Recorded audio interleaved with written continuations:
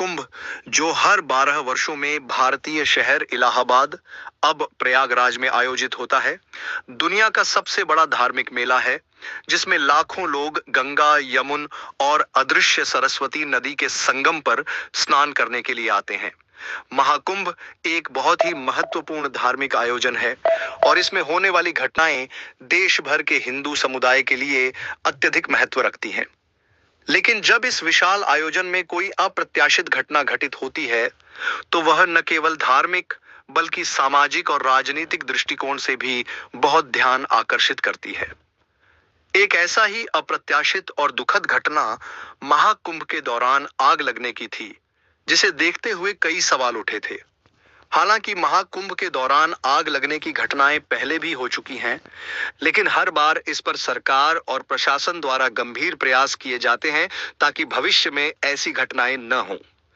इस लेख में हम महाकुंभ में लगी आग के कारणों, इसके प्रभाव और इसके बाद की गई कार्रवाइयों पर विस्तार से चर्चा करेंगे।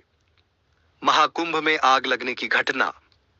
महाकुंभ में आग लगने की घटनाएं विशेष रूप से इस विशाल आयोजन के दौरान अस्थायी शिविरों, होटल्स, मंदिरों और साधु संतों के आश्रमों में होती हैं। इन स्थानों पर बहुत सारे अस्थायी शेड, टेंट और लकड़ी से बने अस्थायी ढांचे होते हैं, जो किसी भी आग की चिंगारी को बुरी तरह बढ़ावा दे सकते हैं। इन घटनाओं में बहुत से लोग घायल हो जाते हैं और कभी-कभी जान की भी हानि हो सकती है।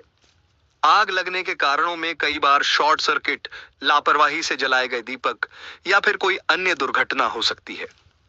8. Short circuit. महाकुंभ के दौरान बहुत सारे बिजली के उपकरणों का इस्तेमाल होता है, जिनमें जनरेटर, टेंटों के लिए लाइटिंग, पंखे और अन्य उपकरण शामिल होते हैं। यदि इन उपकरणों का रख रखाव ठीक से न किया जाए, तो शॉर्ट सर्किट की संभावना बढ़ जाती है। एक छोटी सी चिंगारी पूरी आग की घटना का रूप ले सकती है। शॉर्ट सर्किट के कारण आग लगने की घटनाएं महाकुंभ में अक्सर देखने को मिलती हैं। 2. असुरक्षित गैस सिलेंडर का उपयोग। महाकुंभ में आने वाले साधु संत और तीर्थयात्री खाने पीने के लिए अस्थायी रसोई का निर्माण करते हैं।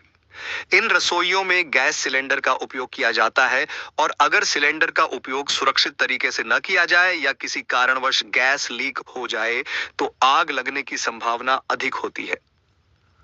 पिछले कुछ सालों में ऐसी घटनाएं सामने आई हैं, जिनमें गैस सिलेंडर के कारण आग लगी। 3. अस्थायी संरचनाओं का खतरा। महाकुंभ में अस्थायी टेंट, पंडाल और अन्य ढांचों का निर्माण किया जाता है। ये ढांचे अक्सर लकड़ी, बांस और तिरपाल से बने होते हैं, जो आग के लिए बेहद संवेदनशील होते हैं। इन संरचनाओं के भीतर भारी संख्या में लोग होते हैं और आग की स्थिति में लोगों के लिए बाहर निकलना काफी मुश्किल हो सकता है। ऐसी असुरक्षित संरचनाएं आग के खतरे को और बढ़ाती हैं। आग के प्रभाव।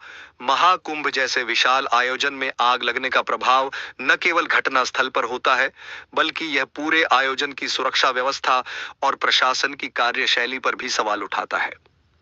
आग के कारण होने वाली क्षति बहुत बड़ी हो सकती है, जिसमें कई लोग घायल हो सकते हैं और कभी-कभी मृतकों की संख्या भी बढ़ सकती है। 8. जान माल का नुकसान।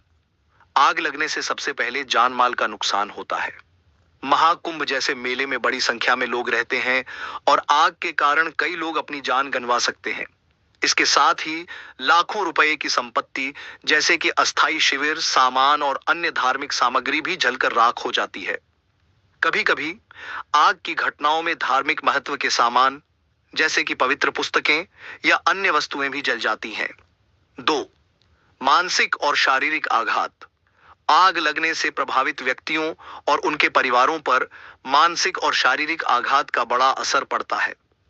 तीर्थयात्री जो इस मौके पर आते हैं, उनकी यात्रा को बुरी तरह प्रभावित करती है। बहुत से लोग आग में झुलस जाते हैं, या तो मामूली रूप से या गंभीर रूप से, जिससे उनका शरीर और मन दोनों पर असर पड़ता है। 3. आयोजन की छवि पर असर।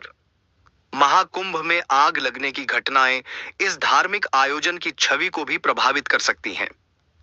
तीर्थयात्रियों का विश्वास प्रशासन और आयोजन के सुरक्षा उपायों पर कम हो सकता है।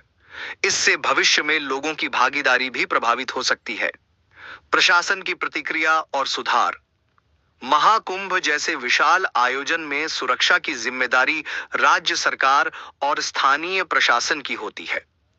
आग जैसी घटनाओं से निपटने के लिए प्रशासन द्वारा कई उपाय किए जाते हैं, लेकिन फिर भी कभी-कभी अप्रत्याशित घटनाएं हो जाती हैं।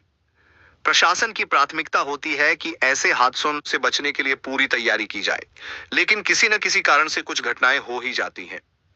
प्रशासन और स्थानीय अधिकारियों द्वारा सुरक्षा उपायों के तौर पर कुछ महत्वपूर्ण कदम उठाए गए हैं। 1. सुरक्षा उपकरणों की उपलब्धता। प्रशासन ने महाकुंभ के दौरान आग बुझाने के लिए आवश्यक सुरक्षा उपकरण जैसे कि फायर एक्सटिंग्विशर, फायर हाइड्रेंट और अग्निशमन वाहन तैनात किए हैं। इन उपकरणों का उद्देश्य किसी भी आग की घटना को तुरंत नियंत्रित करना होता है। 2. आग से बचाव के लिए जागरूकता अभियान। महाकुंभ के आयोजन के दौरान प्रशासन द्वारा आग से बचाव के लिए जागरूकता अभियान चलाए जाते हैं। लोगों को यह बताया जाता है कि वे अपनी सुरक्षा के लिए क्या कदम उठाएं।